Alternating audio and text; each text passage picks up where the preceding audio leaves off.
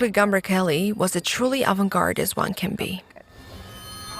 He had a huge influence on Georgian theater art, not only on the painting, but also on the directing.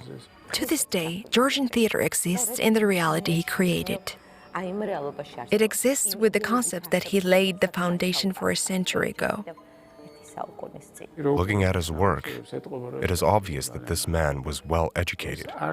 He never worked using cheap effects.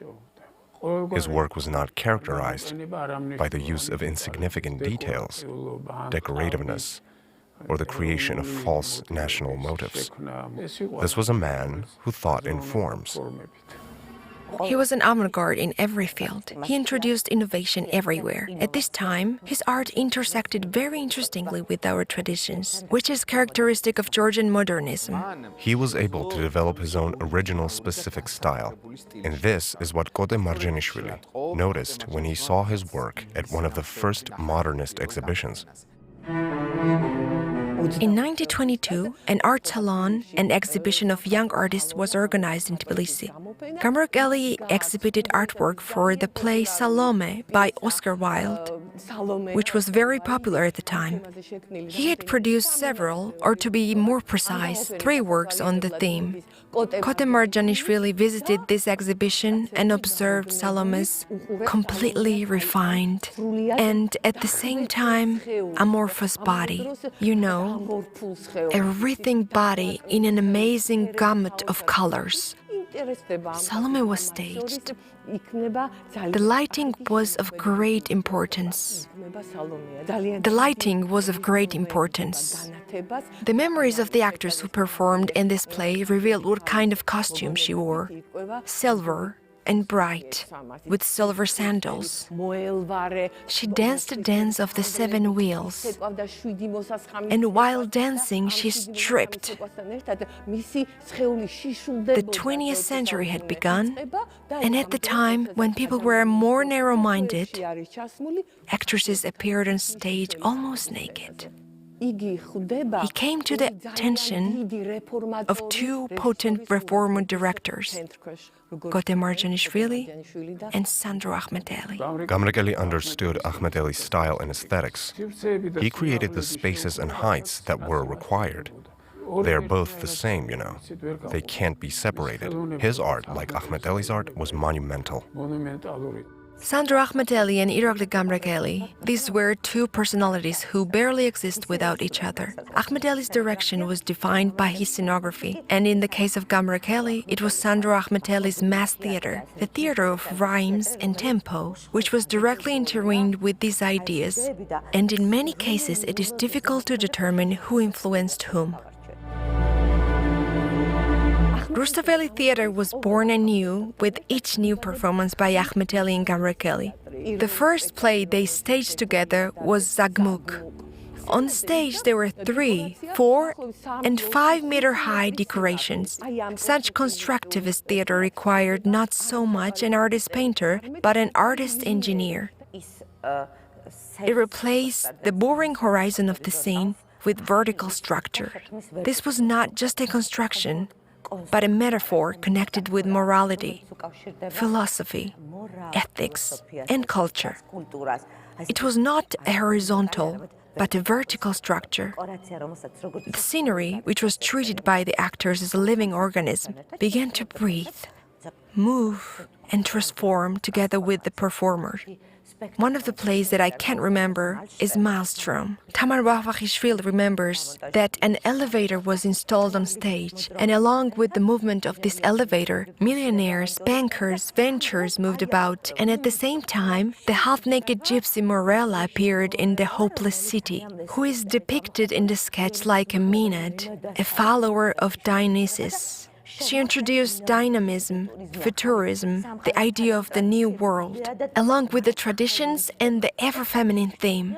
Gypsy Centaur appears in the play, represented by the ringer in the form of Centaur, and the Centaur becomes a very important metaphor. This Centaur also appears in Duruji's manifesto, and today it appears as a very famous brand, by the way, as a logo of the Theatre and Film University. At the time, political events and art were directly intertwined, and the rebellion of 1924 was preceded by the revolutionary play Londa, as it was called on the Georgian stage. This mute, sun-drenched cubist landscape lay like a creature across the entire space, creating a mood that was intertwined with the general idea and concept of European modernism. How can I not refer to such an important connection between politics and art? This particular applies to the play he designed, Lamara, which turned out to be fatal for Georgian modernism in general, and it filled with sacred information that, of course, not only featured in the play and its text, but also in the decoration, which is at the same time architecture and metaphor, the living space and pedestal for these superhumans. The moon and the elements of national architecture scattered on this mountain, which he used at the time, afforded a completely generalized, abstracted look.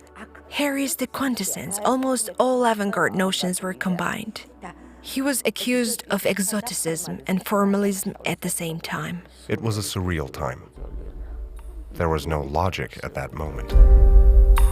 He also worked in cinema, where he created the fantastic backdrop for My Grandmother. The film made by Kote Marjanishvili, together with Irakli Gamrekeli, has withstood all artistic forms, periods, and eras. This is the result of Gamrekeli's comprehensive solution, which was also minimalistic, free of all conventions and incredibly innovative. This work combines elements of avant-garde Georgian painting, avant-garde Georgian film, avant-garde graphic, and expressionist painting. That's why Gamrekeli, who had a solid understanding of stage design, put himself to the test in cinematography, where he introduced extensiveness and conditionality that have no bounds. Owing to his unique talent for working with large forms, he became a cinematographic artist. Simultaneously, he worked in typography and founded a specialized magazine. I can confidently state that the magazine's image and highly intriguing maximalist minimalism would not have been effectively maintained without Gamrekeli and his collaboration.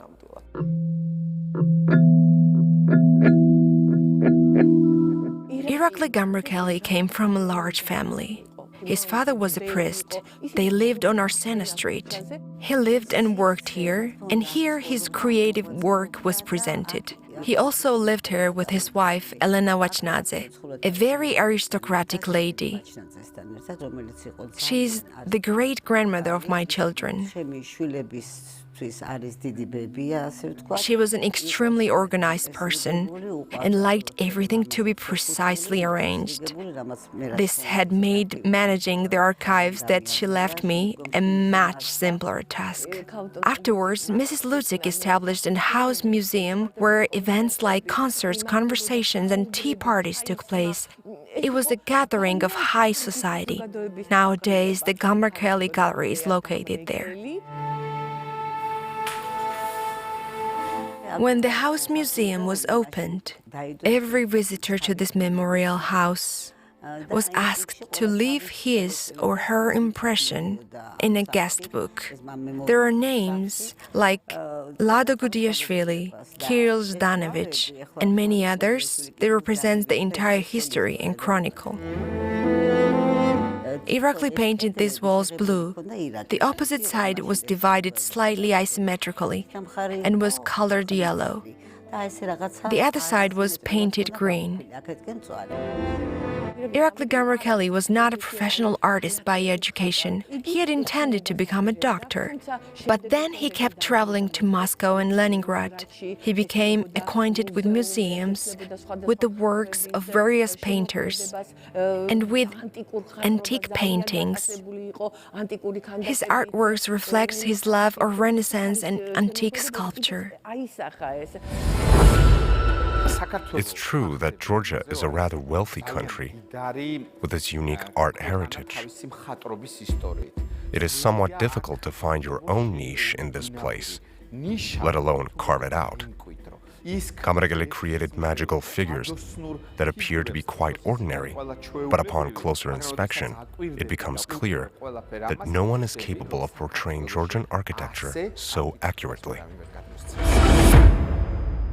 This generation, including Gamrekeli himself, sought ways of breaking free from the ideological frameworks. In precisely this way, as a rule, metaphor and metaphorical thinking are born in Georgian art. Gamrekeli was one of the first who did not yield to time. He pursued metaphor through a large-scale prism. Each and every performance he decorated is a typical example of how Georgian modernism evolved and what innovations connected to the Georgian myth, to avant-garde trends such as Cubism, Expressionism, and Futurism, and at the same time to Nietzsche's ideas about the concept of will and free will. And all of this was brought together in the new form, or as Akhmeteli referred to it, the theater of rhythm and tempo, where Irakli Gamrekeli served as the primary determinant.